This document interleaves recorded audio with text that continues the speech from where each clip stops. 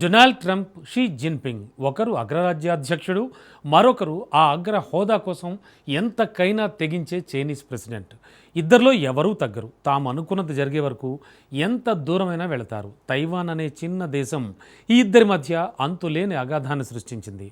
ఆ దేశం విషయంలో తల దూర్చడం కొరివితో తల గోక్కోవడమే అని బీజింగ్ నుంచి వాషింగ్టన్కు వార్నింగ్స్ కూడా వెళ్ళాయి. తాజాగా అంతకు మించిన సీనే జరిగింది. చైనా పర్యటనలో ఉన్న అమెరికా అధ్యక్షుడికి ఫేస్ టు ఫేస్ మీటింగ్లోనే డెడ్లీ వార్నింగ్ ఇచ్చారు జిన్పింగ్.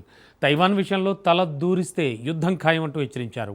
ఈ వార్నింగ్ కాలే వరల్డ్ మోస్ట్ బర్నింగ్ ఇష్యూ అవుతోంది ఇప్పుడు.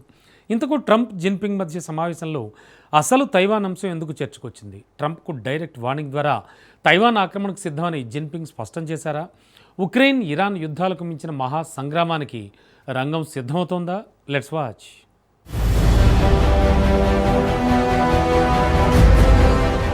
చైనాలో డొనాల్డ్ ట్రంప్ తైవాన్ కేరఫ్గా మాటల యుద్ధం.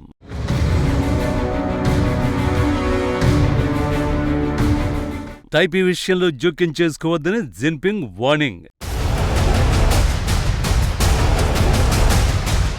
మరో భీకర యుద్ధానికి నిజంగానే రంగం సిద్ధమవుతోందా? Such respect for China, the job you've done. You're a great leader. I say it to everybody. You're a great leader. Sometimes people don't like me saying it, but I say it anyway because it's true. I only say the truth. Trump, Jinping మధ్య సమావేశం ఇలా చాలా సానుకూలంగానే మొదలైంది. సమావేశం ఆరంభంలో China అధ్యక్షుడిపై Trump రేంజ్లో ప్రశంసలు కురిపించారు. జిన్పింగ్ గొప్ప లీడర్ అని, ఆయన స్నేహితుడిగా ఉండడం తనకు గౌరవంగా ఉందన్నారు. తాను అలా అనడం ప్రజలకు నచ్చదని, ఆయన తాను అలాగే అంటానని, ఎందుకంటే అది నిజమని చెప్పుకొచ్చారు. జిన్పింగ్ తో తన భేటీని అతిపెద్ద శిఖరాగ్ర సమావేశంగా అభివర్ణించారు. అయితే అసలు కథ తర్వాతే షురూ అయింది. ఎందుకంటే ఇద్దరి మధ్య తైవాన్ అంశం చర్చకొచ్చింది. అదే ద్వైపాక్షిక సమావేశాన్ని ఆల్మోస్ట్ బ్యాటిల్ గ్రౌండ్ గా మార్చేసింది. ఈ విషయాలు చైనా మీడియా బయటపెట్టింది. చైనా మీడియా కథనాల ప్రకారం జిన్పింగ్ ట్రంప్ తో మాట్లాడుతూ స్వయం ప్రతిపత్తి కలిగిన తైవాన్ అంశాన్ని సరిగ్గా హ్యాండిల్ చేయకపోతే ప్రపంచంలోని రెండు అతిపెద్ద ఆర్థిక వ్యవస్థల మధ్య ఘర్షణ తలెత్తే ప్రమాదం ఉందని హెచ్చరించారు. చైనా అమెరికా దౌత్య సంబంధాల కంటే తైవాన్ అంశమే చైనాకు అత్యంత కీలకమైనదని జిన్పింగ్ ట్రంప్ తో క్లియర్ కట్ కామెంట్ చేశారు. అంటే తైవాన్ విషయంలో ఇన్వాల్వ్ అయితే అమెరికాతో యుద్ధానికి కూడా వెనుకడబోమని హెచ్చరించాడన్నమాట. కానీ ఇప్పుడే ఈ వార్నింగ్ ఎందుకు ఇచ్చారు? ఈ ప్రశ్నకు సమాధానం తెలియాలంటే అసలు తైవాన్ వివాదమేంటో తెలుసుకోవాలి. చైనా, తైవాన్ మధ్య వివాదానికి 7 దశాబ్దాల హిస్టరీ ఉంది. 1949లో చైనాలో అంతర్యుద్ధం ముగిసి మావో నేతృత్వంలో కమ్యూనిస్టులు గెలిచారు. దీంతో నాటి దేశాధినేత మావో ప్రత్యర్థి చియాంగ్ షేక్ దేశం విడిచి తైపీలో తలదాచుకున్నారు. నాటి నుంచి తైవాన్ స్వతంత్రంగానే కొనసాగుతోంది.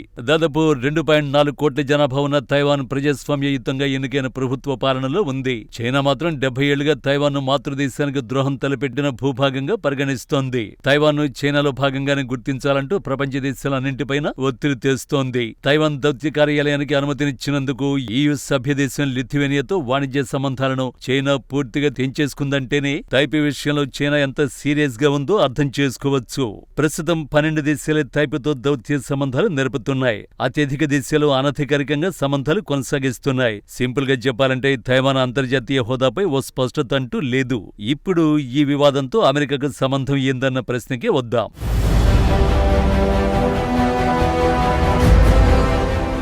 నిజానికి 1970 వరకు తైవాన్ ప్రభుత్వాన్ని చైనా మొత్తానికి ప్రతినిధిగా అమెరికా గుర్తిస్తూ వచ్చింది. 1970లో చైనాతో దౌత్యపరమైన సంబంధాలు ఏర్పాటయ్యాయి. ఫలితంగా తైపీతో దౌత్య రక్షణ ఒప్పందాలకు అధికారికంగా స్వస్తి పలికింది. అనధికారికంగా సంబంధాలను కొనసాగిస్తోంది. ఈ ప్రాంతంలో శాంతి సుస్థిరతలను కాపాడటమే తమ లక్ష్యమని అమెరికా చెబుతూ ఉంటుంది.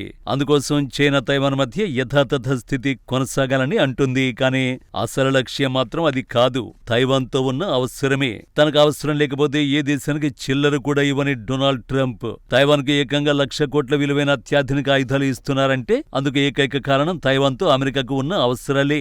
వాటిలో మొదటిది అత్యాధునిక సెమీకండక్టర్ చిప్. ప్రపంచవ్యాప్తంగా లభించే అత్యాధునిక సెమీకండక్టర్ చిప్స్ లో 90% పైగా తైవాన్లోనే, ముఖ్యంగా తైవాన్ సెమీకండక్టర్ మ్యానుఫ్యాక్చరింగ్ కంపెనీలోనే తయారవుతాయి.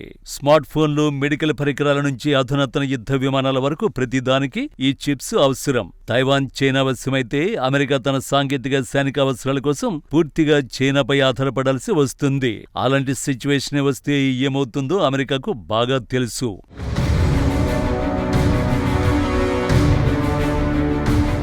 భౌగోళికంగా తైవాన్ పసిఫిక్ మహాసముద్రంలోని ఫాస్ట్ ఐలాండ్ చైన్లో మధ్యలో ఉంది. చైనా తన సైనిక శక్తిని పసిఫిక్ మహాసముద్రంలోకి విస్తరించకుండా అడ్డుకోవడానికి తైవాన్ ఒక రక్షణ గోడలా పనిచేస్తుంది. తైపీ చైనా చేతికి వెళితే చైనా నౌకాదళం నేరుగా అమెరికా భూభాగాలైన గువామ్, హవాయిలకు సమీపంలోకి వచ్చే అవకాశం ఉంటుంది. అలా జరగకూడదన్న తైవాన్ చైనా సొంతం కాకుండా చూసుకోవలసిందే. ఇక మరో కీలక అంశం అంతర్జాతీయ వాణిజ్య మార్గం. ప్రపంచ వాణిజ్యంలో సగం కంటే ఎక్కువ నౌకలు తైవాన్ జలసంధి గుండా ప్రయాణిస్తాయి.